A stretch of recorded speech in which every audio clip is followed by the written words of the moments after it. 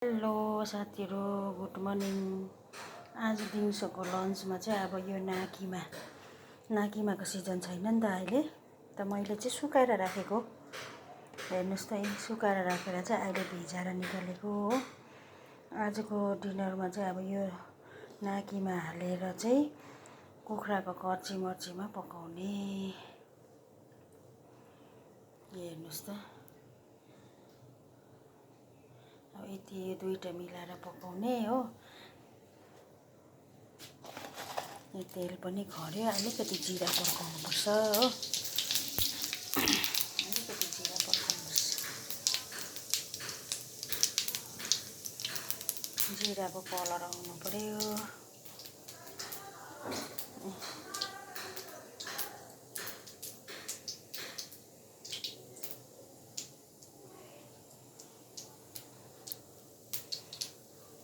अब प्याज हाल्नुपर्छ।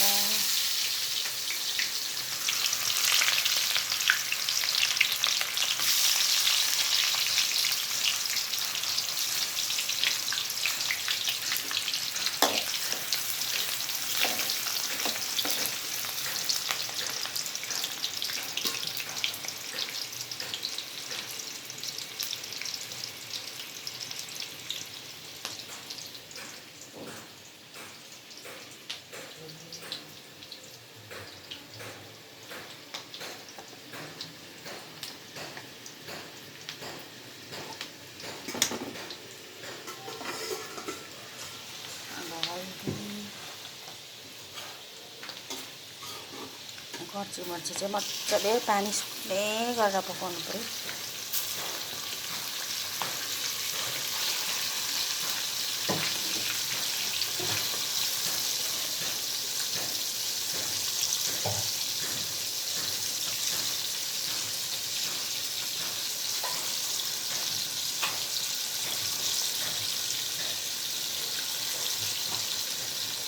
यहाँ चाहिँ पोटलको सब्जी छ।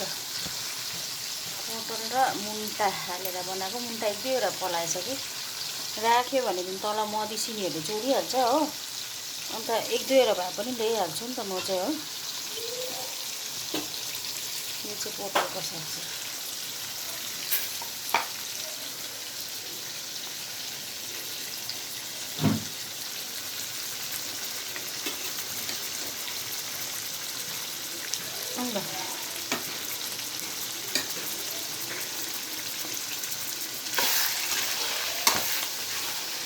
अब यसलाई चाहिँ पानी सुक्ने गरेर चाहिँ पकाउनु पर्यो।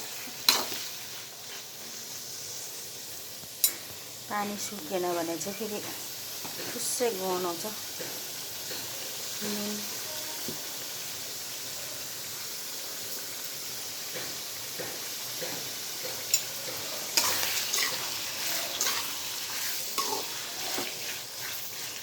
अब अहिले पाकिसकेपछि तपाईँहरूलाई देखाउँला।